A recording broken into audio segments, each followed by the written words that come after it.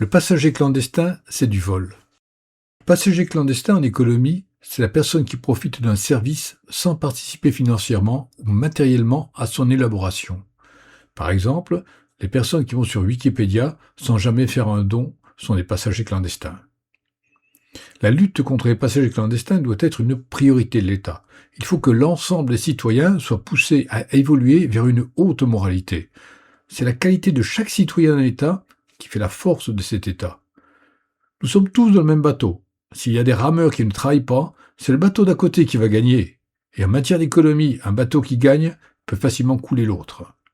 Les passagers clandestins sont des parasites, qui en font le moins que possible, tout en laissant travailler les autres à leur place, ou qui profitent d'un service sans payer. Que ce soit les abonnés du RSA, ou ceux qui vont sur Wikipédia sans jamais rien donner, ils profitent tous sans vergogne du fait que d'autres travaillent ou payent pour eux. Un exemple. Les syndicats sont financés en France essentiellement par le gouvernement. Seuls 3 ou 4% de leurs revenus sont représentés par les cotisations.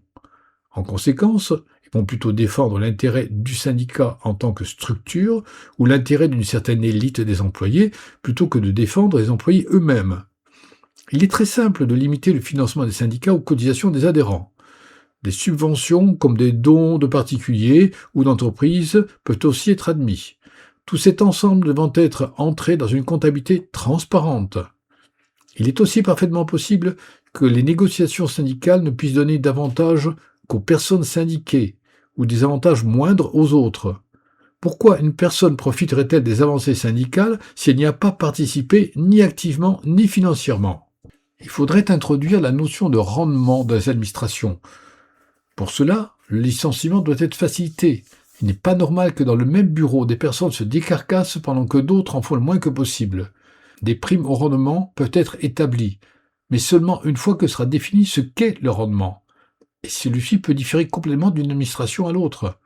Un policier qui planque pendant 2 mois pour coincer un gros dealer n'est pas rentable par rapport à celui qui donne 30 contraventions pour des délits mineurs. Il faut que les chefs d'équipe, chefs de secteur, chefs d'entreprise s'impliquent plus dans la détection des passagers clandestins.